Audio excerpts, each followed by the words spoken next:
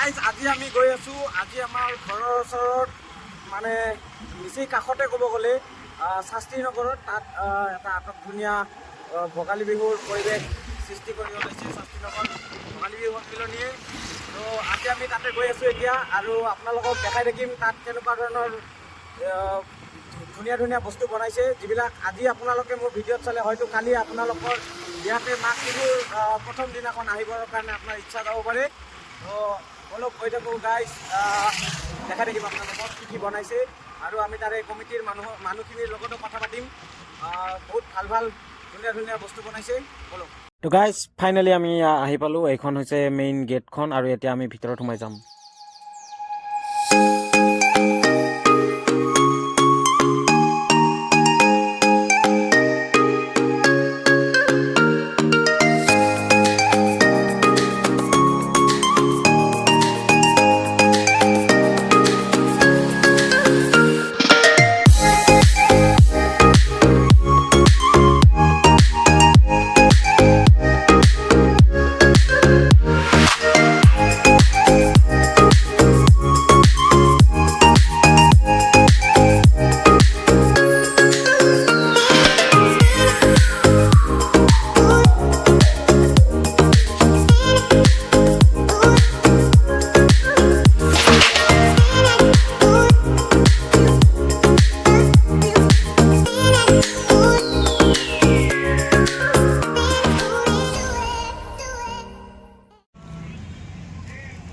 তো বন্ধুসকল, আজি আমি আহি পৰিছোঁ শাস্ত্ৰী নগৰ ভোগালী বিহু উৎসৱত।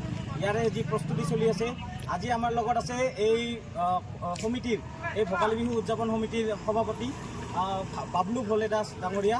তেওঁৰ পৰা আমি দুআষাৰ কথা জানিম, এতিয়া কেনেকুৱা ধৰণৰ প্ৰস্তুতি চলি আছে আৰু কি কি হ'ব অহাকালি ৰাতিপুৱা।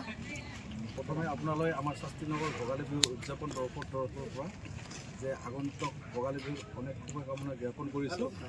আৰু আমাৰ এই প্ৰস্তুতি প্ৰতিবাৰে আমি যিসকল আমাৰ ইয়াৰে শাস্ত্ৰী নগৰ নিৰ্বাহী ৰাইজ বা আমাৰ ইয়াৰ লগ সমনীয়া আমি গোটেইখিনি মিলি ভোগালী বিহু অনুষ্ঠান কৰোঁ। আৰু আমাৰ এই কাৰ্যসূচী তিনিদিনীয়া হয়, আৰু এইবাৰ আমাৰ 14, 15, 16 তিনিদিনীয়া কাৰ্যসূচী। আমাৰ তিনিদিনীয়া কাৰ্যসূচীৰ প্ৰথম দিনৰ কাৰ্যসূচী আজি ইতিমধ্যে শেষ হৈ গ'ল 14 তাৰিখ। আজি আমাৰ গছপুলি অৰ্পণ বা শিল বিহু বাকৰি কাৰ্যসূচী কেনেকুৱা ধৰণৰ অনুষ্ঠান আমাৰ আছিল। অনুষ্ঠান ইতিমধ্যে আমাৰ সমাপ্ত হ'ল। এতিয়া আমাৰ যি নামঘৰত নাম প্ৰসংগ আৰু নাম প্ৰসংগৰ দ্বাৰা আমাৰ মেজি প্ৰজ্বলন আৰু খেল ধেমালি তেনেকুৱা ধৰণৰ আমাৰ সন্ধিয়া সৰু বিহুৱতী মৌ কুঁৱৰী তেনেকুৱা ধৰণৰ বিহু কম্পিটিশ্যন, আৰু আমাৰ গোৱালপাৰাৰ পৰা যি গুণী যুৱক ৰেকৰ্ড কৰি আনিছে, কাম কৰি আনিছে, তেওঁলোকক আমি সমন্বয় দিয়া এটা বহুত ভাল পদক্ষেপ এটা। আৰু তেনেকুৱা ধৰণৰ, আৰু আমাৰ যেনেকুৱা আজি যিটো উৰুকাৰ নিশা আমি গোটেই লগে ভাগি এসাঁজ খাম, তাৰ কাৰণে আমি ভেলাঘৰ এটা নিৰ্মাণ কৰিছোঁ। এই ভেলাঘৰত আমি এসাঁজ খাই তাত আমি আজি ৰাতি থাকি আমি ৰাতিপুৱা গা ধুই আৰু নামঘৰত আহি সেৱা জনাই নাম প্ৰসংগৰ দ্বাৰা আমাৰ মেজিটো প্ৰজ্বলন কৰিম। আৰু তেনেকৈ আমাৰ কাৰ্যসূচী যোৱাকালিৰ পৰা আৰু ছেকেণ্ডৰ কাৰ্যসূচী আৰম্ভ হয়। আৰু আমাৰ যি 16 তাৰিখৰ কাৰ্যসূচী আছে, 16 তাৰিখে আমাৰ যিহেতু আমাৰ এই ছিংগাৰ তেনেকুৱা মাতা হৈছে আমাৰ আকাশ প্ৰীতম আৰু টুইংকেল চৌধুৰী, আৰু তেনেকুৱা আমাৰ যিসকল লোকেল আমাৰ স্থানীয় শিল্পী আছে তেওঁলোকৰ গীত পৰিৱেশন কৰিব। তেনেকুৱা ধৰণৰ অনুষ্ঠান আমাৰ ৰখা হৈছে। বহুত ধুনীয়া। আৰু যি এই মেজিটোৰ উচ্চতা কিমানমান হ'ব দাদা?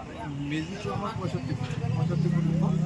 আৰু যিহেতু ইমান ডাঙৰ মেজি ওচৰে পাঁজৰে ঘৰো আছে বা আমিও নানান এনেকুৱা ভেলাঘৰ বাকী নিৰ্মাণ কৰি থৈছোঁ, যে তাত কোনো এটা অপ্ৰয়োজিত ঘটনা সৃষ্টি নহওক তাৰ কাৰণে আমি প্ৰতিবাৰে আমাৰ অগ্নি নিৰ্বাহক বাহিনীৰ লগত যোগাযোগ কৰি তেওঁলোকৰ ফায়াৰ চেফটিৰ কাৰণে গাড়ী তেওঁলোকে আনি ইয়াতে তেওঁলোকক ধন্যবাদ কি কৰে ৰাখে।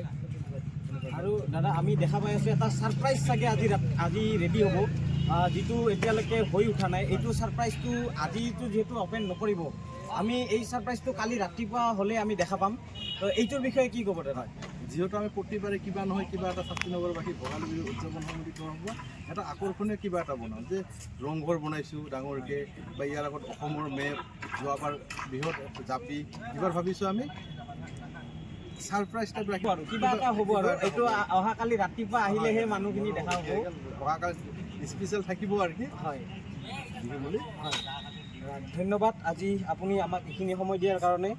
আৰু আপোনালোকক এতিয়া আমি দেখাম যে এই যিটো মেজিটোৰ ভিতৰৰ পৰা দেখাত কেনেকুৱা হয় আমি সেইটো দেখাম। তো আপোনালোকে চাই থাকক কেনেকুৱা হয় ভিতৰৰ পৰা মেজিটো দেখাত। আৰু আপোনালোককতো দেখালোৱে ইমান টাইম ইয়াতে কি হ'ব নহ'ব গোটেই খেৰৰ আৰু বাঁহৰ। আমাৰ যিহেতু এইটো এটা সংস্কৃতি আগৰ পৰাই আছে যে আমি বাঁহ বেতেৰেহে আমি মেজি ঘৰ বনাওঁ খেৰেৰে। তো ধুনীয়াকৈ গোটেইখিনি বস্তু বাঁহ বেতৰ একদম ঘৰুৱা পদ্ধতিত বনোৱা হৈছে। আপোনালোকে দেখা পাই আছে, দেখি থাকক। গাইজ এইখনে হৈছে দৰ্জাখন যোনদি মানে চবে সোমাই যাব আৰু কি। কালি ৰাতিপুৱা আপোনালোকক ভিতৰৰ পৰিৱেশটো দেখাই আছোঁ। আপোনালোকক এইবাৰ দেখাম মেজিৰ ভিতৰটো কেনেকুৱা হয়, বলক। আহি গ'লো আমি মেজিৰ ভিতৰত। মোৰ মুখখন দেখা যায় না নাই? তো গাইজ এইটাই হ'ল 65 ফিট ওখ মেজি ঘৰটো, য'ত অহাকালি ৰাতিপুৱা ঠিক 9 বজাৰ পৰা 9:30 বজাৰ ভিতৰত জ্বলাই দিয়া হ'ব। সেইকাৰণে গাইজ আপোনালোকে একেবাৰে দেৰি নকৰিব।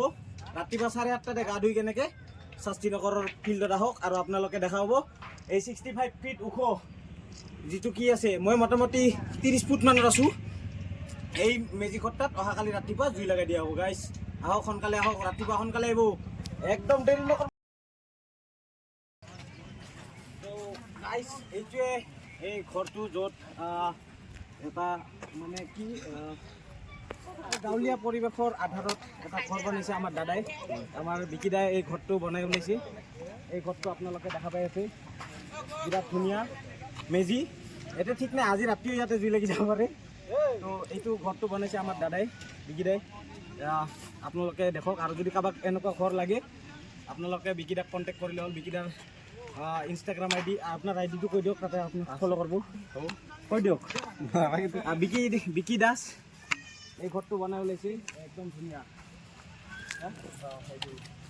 আমাৰ লগত আজি আছে আমাৰ এই ভোগালী বিহু সন্মিলনৰ যিটো প্ৰস্তুতি চলি আছে তাৰে আমাৰ সমিতিৰ সাংস্কৃতিক সম্পাদক দাদা, কি ক'ব আপুনি? আমাৰ সাংস্কৃতিকৰ ফালৰ পৰা আমাৰ আছে অহাকালি আমাৰ 15 তাৰিখ আমাৰ দ্বিতীয় দিনীয়া কাৰ্যসূচী। দ্বিতীয় দিনীয়া কাৰ্যসূচীত আমাৰ কণ কিছুমান বিহুৱতীৰ কাৰণে যোৱাৰ 6ৰ পৰা 10 বছৰলৈকে যিখিনি কণ মাইনা আছে তেওঁলোকৰ বাবে আমাৰ আপোনাৰ মৌ কুঁৱৰী বিহু কম্পিটিশ্যন পতা হৈছে এটা। আৰু লগতে 10ৰ পৰা 14 বছৰলৈকে তেওঁলোকৰ বাবে সৰু বিহুৱতী কম্পিটিশ্যন আছে। তো সকলোকে অনুৰোধ জনালোঁ আমাৰ এই অনুষ্ঠানটিত পাৰ্টিচিপেট কৰক। আৰু তাত আমাৰ বিশেষ জাজো থাকিব, তো তেওঁলোকক নিমন্ত্ৰণ জনালোঁ আমাৰ কিহৰ কাৰণে। আৰু আমাৰ 16 তাৰিখেতো সাংস্কৃতিক অনুষ্ঠান আছে, তাত আপোনাৰ আমাৰ আকাশ প্ৰীতম আছে, টুইংকেল চৌধুৰী আৰু আমাৰ বিপ্লৱ দা আছে, যোন মাইনা তুমি জুই বুলি কোৱা হয়, আৰু তেওঁ আছে। আৰু আমাৰ স্থানীয় শিল্পী বহুতো আছে। তো তেনেকৈ আমাৰ সাংস্কৃতিক অনুষ্ঠানটো অহাকালি আছে। লগতে আমাৰ বিহু নৃত্যৰ দ্বাৰা অপেনিং কৰা হ'ব ষ্টেজ।